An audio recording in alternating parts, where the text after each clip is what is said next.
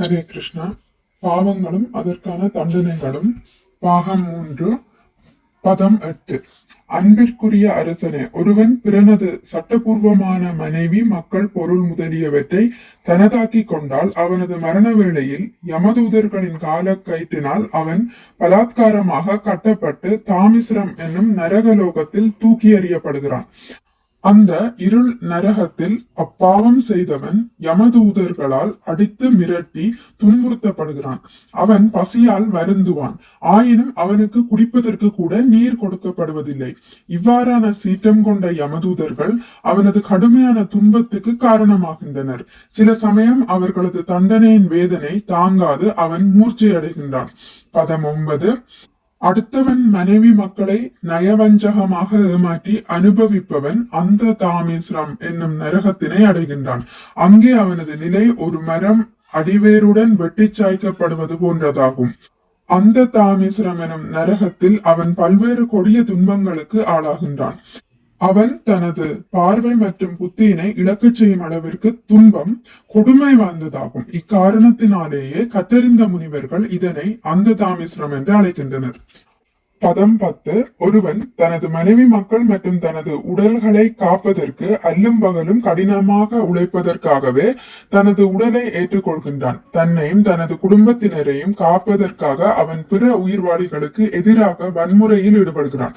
மரண வேளையில் இம்மனிதன் ரௌரவம் என்னும் நரகத்தில் தூக்கி எறியப்படுவதன் மூலம் அவன் பிற உயிரினங்களின் மீது கொண்ட துவேஷத்தின் பலன்களை அனுபவிக்கும் பொழுது அம்மனிதன் தனது மனைவி மக்களிடமிருந்து பலவந்தமாக பிரிக்கப்படுகிறான். பதம் 11. இறப்பில் துவேஷமுடைய ஒருவன் பல உயிர்வாளிகளுக்கு எதிராக வன்முறையில் ஈடுபடுகிறான். அதனால் அவன் மரணத்திற்கு பிறகு யமராஜனால் நரகத்திற்கு எடுத்துச் செல்லப்படும் பொழுது அவனால் காயப்படுத்தப்பட்ட உயிர்வாளிகள் அவனுக்கு கடுமையான வேதனை அளிப்பதற்காக ருருக்கள் எனும் மிருகங்களாக தோன்றுகின்றனர். கற்றறிந்த அறிஞர்கள் இந்நரகத்தினை ரௌரவம் என்று அழைக்கின்றனர். பாம்பை விட துவேஷமுடைய இந்த ருரு என்னும் மிருகம் பொதுவாக இவ்வுலகில் காணப்படுவதில்லை. பதம் 12. தன்னுடைய உடம்பினை ஓம்புவதற்காக பிறருக்கு துன்பம் விளைப்பவன் மகா ரௌரவம் என்னும் நரகத்தில் பலவந்தமாக தள்ளப்படுகிறான். இந்நரகத்தில் கிரவ்யாதம் எனப்படும் ருரு மிருகங்கள் அவனை துன்புறுத்தி அவன் தசையினை தின்கின்றன. பதம் 13. தங்கள் உடலினை ஓம்புவதற்காகவும் நாவின் சுவைக்காகவும் கொடிய மனிதர்கள் விலங்குகளையும் பறவைகளையும் உயிரோடு பிடித்துக் கொள்கின்றனர். இம்மனிதர்கள் நரபட்சணிகளால் கூட நிந்திக்கப்படுகின்றனர். இவர்கள் தமது மறுபிறப்பில் கும்பீபாகம் என்னும் நரகத்திற்கு யமதூதர்களால் தூக்கிச் செல்லப்பட்டு அங்கே கொதிக்கும் எண்ணெயில் போடப்படுகின்றனர். பதம் 14. ஓர் அந்தணனை கொண்டவன் 80,000 மைல்கள் சுற்றளவுடையதும் முற்றிலும் தாமிரத்தினால் ஆனதுமான காலசூத்திரம் எனும் நரகத்தில் நடப்படுகின்றான். கீழே நெருப்பினாலும் மேலே சுட்டெரிக்கும் சூரியனாலும் சூடுபடுத்தப்படுவதால் இந்நரகத்தின் மேற்பகுதி அதீத உஷ்ணமுடையதாக இருக்கிறது. இதில் இடப்படுவதால் அந்தணனை கொண்டவன் அகத்திலும் புறத்திலும் உஷ்ணத்தால் துன்புறுகிறான். அகத்தினில் அவன் பசித்தாகத்தினால் எரிந்து கொண்டிருக்கிறான். புறத்தினில் மேலே சுட்டரிக்கும் சூரியனும் தாமிர சமதளத்திற்கு கீழே நெருப்பினாலும் எரிந்து கொண்டிருக்கின்றான். அதனால் அவன் சில சமயம் படுத்திருக்கிறான், சில சமயம் அமர்ந்திருக்கிறான், சில சமயம் இங்கும் அங்கும் ஓடிக்கொண்டிருக்கிறான். அவ்வாறு அவன் ஒரு மிருகத்தின் உடலில் உள்ள ரோமங்கள் எத்தனை இருக்கின்றதோ அத்தனை 1000 வருடங்கள் அவன் அங்கே வருந்த வேண்டி இருக்கின்றது.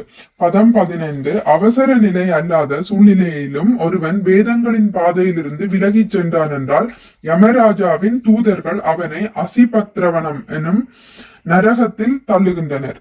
அங்கே அவர்கள் அவனை சாட்டையினால் அடிக்கின்றனர். வேதனை தாழாது அவன் இங்கும் அங்கும் தப்பியோடும் பொழுது அவன் கத்தியை போல் கூர்மையான முனைகளையுடைய ஓலைகள் நிறைந்த பனை மரங்களுடனேயே ஓடுகிறான்.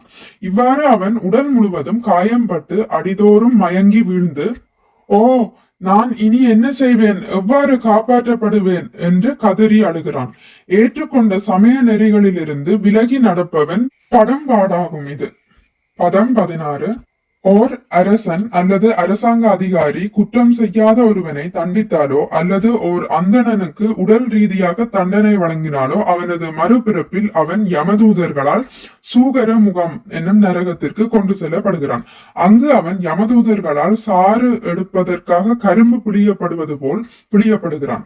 பாவம் செய்த உயிர்வாளி தவறு செய்யாத ஒருவன் தண்டனை அனுபவிப்பது போல் மிகவும் இரங்கத்தக்க ஒலியிலே அழுது அலறி மூர்ச்சை அடைகிறான். குற்றமற்ற ஒருவனை தண்டிப்பதன் விளைவு இதுவே ஆகும். ஹரே கிருஷ்ணா. இத்துடன் முடித்துக் கொள்கிறேன். அடுத்த பதிவில் பதம் 17 இருந்து வாசிக்கலாம். ஹரே கிருஷ்ணா. உங்களுக்கு இந்த வீடியோ பிடித்திருந்தால் லைக் பண்ணுங்கள், ஷேர் பண்ணுங்கள், சப்ஸ்கிரைப் பண்ணுங்கள். நோட்டிபிகேஷன் பெல்லை அழுத்துவதன் மூலம் அடுத்த பதிவுகள் உங்களை வந்தடையும். பகவான் ஸ்ரீ கிருஷ்ணரை பற்றி கேட்டு மகிழ்வோம். ஹரே கிருஷ்ணா.